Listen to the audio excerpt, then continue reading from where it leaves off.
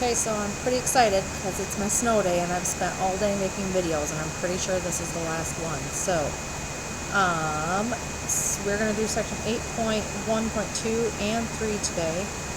And this is going to use a lot of what you did yesterday with that Algebra 2 review. So, that will start to make sense to you why we did that yesterday. So, today, yesterday we figured out what binomial distributions were. Today we're going to use the binomial formulas to solve those types of situations. So, for example, if both parents carry for the O and the A blood type, each child has a 25% chance of having type O. We talked about this yesterday. It was one of the examples. What is the probability that exactly two have type O? Well, it does pass all the criteria. We checked that yesterday. It is a binomial distribution. N is 5, and the probability of success is 25%. So, N comma P, 5 comma 25%. We want to know what is the chance that X is exactly 2 kids. So, we're going to say it's a success if they have type O or failure if they do not. So, suppose the first and the third have type O. What's the probability of this occurring? You can take a second to try to figure that out.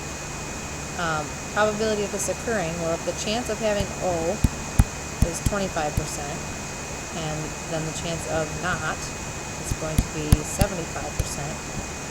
So if we do this, the first child has O, and the second child does not, and the third child does, and the fourth child does not, and the fifth child does not. This would be the probability of this one single situation right here. But is this the only way to have 2 children with type O? How many different ways could we have that? I mean, we could have first 2 and then none of the next. We could have it be the last 2. We could have it be the first and the last. So there's lots of different ways that could happen. So how do we figure this out? That's the question. So here is the formula, and this is where what you did yesterday comes in. So first, and hopefully you can see this from up above, if I rearranged all of this right here, I would have 25% 2 times, and I would have 75% 3 times. So the success that I have, chance of success is 25%, and 2 of those kids are going to have success if we're calling type O a success. Chance of failure is 75%, and 3 of them are going to be failure. So that is this right here. We need the probability of success and how many successes there are, the probability of failure and how many failures there are. But then we need to multiply it by how many different possible ways this could happen. So we see 4 different situations here, and we know that's not all of them. So we have to take this probability here and times it by how many different ways could we rearrange these groups. So hopefully that makes sense. So how do we figure out how many different ways we can rearrange these groups? That goes back to what you did yesterday in the Algebra 2 review. So basically this is 5 kids, choose 2 of them. Well, if I have 5 to choose from, and then I have 4 to choose from. Now, does it matter what order I pick these kids in? It really doesn't. It doesn't matter if I pick the 5th one and then the first one, and the first one and the 5th one. It's still 2 little kids. So I have to divide out, the order doesn't matter, so I have to divide out all the duplicate combinations. So 20 over 2, there would be 10 different ways that this could happen. This would be the probability right there. You can say that a little differently. So this is basically right here is just how do you do, this is what you did yesterday in the review. You are going to focus all on combinations because the order doesn't matter for any of this stuff. If we think about the free throw example, it doesn't matter which ones they make, just as long as she made 50 shots. It doesn't matter which questions they got right on the test, just as long as they got 5 right. So The order does not matter, so these are all going to be a whole bunch of combinations. So this is going to be, like in this situation, 5 choose 2. So, and this is what you did yesterday in the review. So 5 choose 2 would be 5 factorial over 3 factorial 2 factorial. But again, we could just think about that. It would be 5 times 4. The 3, 2, 1 just cancels that out. And then we divide by the duplicate combinations. Okay? So these 2 examples were in your homework yesterday. So if there's 10 available toppings on a pizza, how many 3 topping pizzas can you get? We don't really care which order you pick them in. This is just going to be 10 factorial. We got to divide out the duplicate combinations, and we got to cancel out the 7, 6, 5, 4, 3, 2, 1 I don't need. If we're going to elect a 4-person stats committee from this class, so not president, vice president, just a committee, so just 4 people to be on it. 15 factorial over 5 factorial 10 factorial. And now I can't believe I'm going to do this, but I am. So you can do this in your calculator a lot easier. If you go under math, the math button, and under the probability button, you will see something there that looks like this, and you can pick that. When you want to put it in your calculator, if you want to do 5 choose 2, you type in the 5, you go get this, so it will show up on your calculator, and then you hit 2, and it will tell you how many different ways you can arrange 2 out of 5, and then it better tell you that the answer is 20. Else you typed it in wrong, so you can play around with that to make sure you type it in right. So that's the hardest part. After you figure out how many different ways you can arrange it, then you just take how many successes were there, how many failures were there. So if you pull 10 switches that have a 10% chance of failing, what is the probability that no more than 1 switch fails? So no more than 1 switch. What is that really asking me?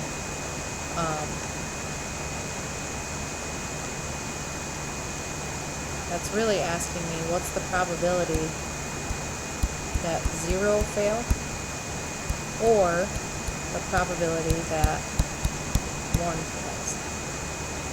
So first have to figure out how many different ways can I arrange 0 failing. So you can put this in your calculator. This is going to be 10 choose 0. That's how many different ways you can arrange it. Now, what's the chance of success? The chance of success is 10%. And how many successes am I going to have? I'm going to have 0. What's the chance of failure? Chance of failure then is 90%. And how many am I going to fail? If 0 of them are good, then, if 0 of them fail, then the other 10 have to be good. Then, how many different ways can I arrange 1 bad switch? There's a 10% chance of it failing, and only 1 of them fails. There's a 90% chance of it being good, and 9 of them are good. So you can put that in your calculator. And I don't have the answer off of that, so you'll just have to compare with the people around you. If you're a 60% free throw shooter and you shoot 10 free throws, what's the probability that you make at least 2? So, try this one on your own, pause it, and then come back. Now, there's that at least thing again. And if I want to do at least 2, that means I have to add up 2 plus 3 plus 4 plus 5. I don't want to do that. So I'm going to subtract, instead of adding up 2, 3, 4, 5, 6, 7, 8, 9, 10, I'm just going to subtract off the probability that I make 1 or the probability that I make 0. So the probability of making 1, it's going to be 10 choose 1. Chance of me making my shot is 60%, and I only made 1 of them, which means there's a 40% chance I miss, and I missed 9 of them. And then I'm going to do 10 choose 0, and 60% chance of I making, and I made 0. 40% chance of me missing, and then I missed 10 of them.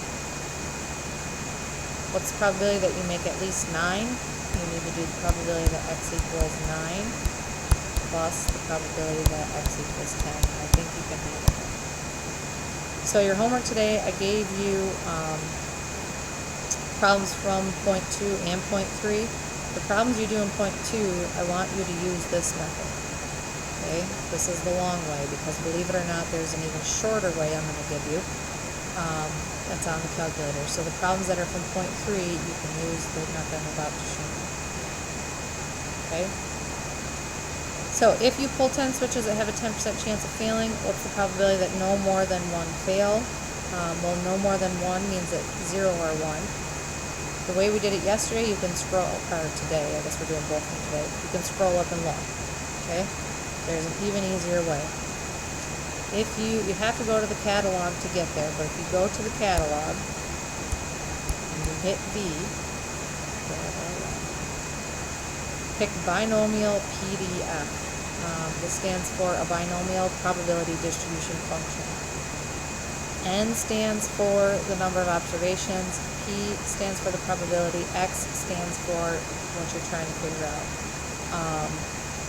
The back of the book, or the book wants me to give you some nifty little thing to remember that. You always have to have NPX. So they were trying to make it sound like a race car, like the stats, NPX, whatever makes you remember it. So, if I want to know the probability of 0 switching being bad, I go to binomial PDF, I type in 10, the probability of it being bad is 0.1, 0 switches are bad, and this is what it's going to give you. If I want to know 1 switch being bad, 10 switches, 10% chance of being bad, I choose 1. Here's the answer. Add these two together, and you get the final. And this should have been, you can scroll up and look, well actually we didn't do the numbers, but if you did it by hand, this should be the same answer you got when you did it by hand. Okay? So this makes it way easier.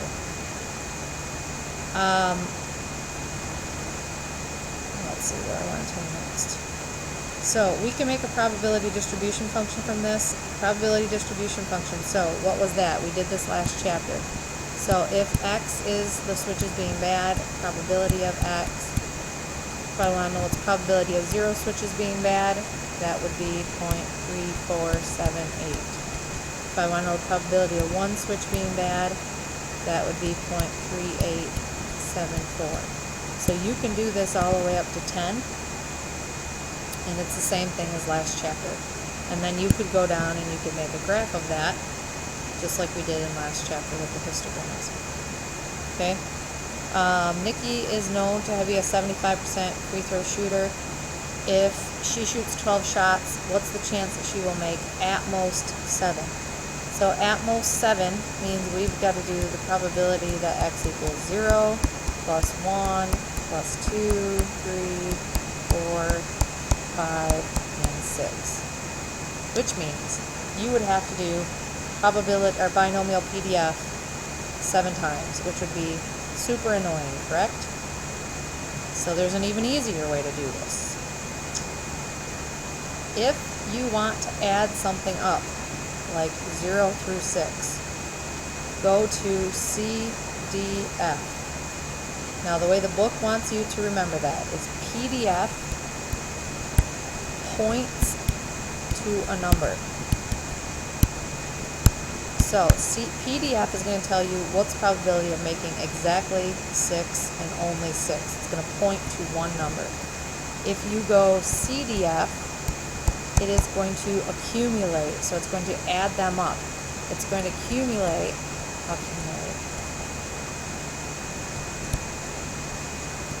0 through 6. So that is the difference. So if we don't want to sit here and do this 7 times up here, we can do CDF up to 6. So now you have to be careful, because this says at most 7. So if I want to know at most 7, I really wanted to add up 0, 1, 2, 3, 4, 5, 6. So what am I going to put into my calculator?